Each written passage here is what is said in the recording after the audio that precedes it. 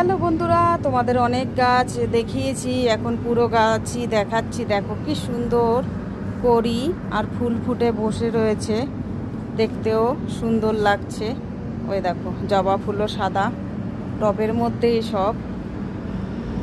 আরও তো তুলে ফেলেছে সবই, বেশি অতিরিক্ত ফোটে তো, এরকম প্রত্যেক গাছে এরকম ফুল ফোটে, ওর জন্য লাগে না, ওর জন্য এই যে গাছেই রয়ে গেছে। ওই দেখো ভর্তি।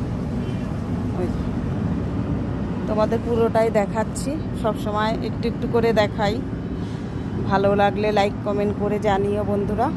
এই দেখো বেল ফুল গাছে একবার হয়ে ঝরে গেছে, আবার এই যে নতুন করে কড়ি এসছে।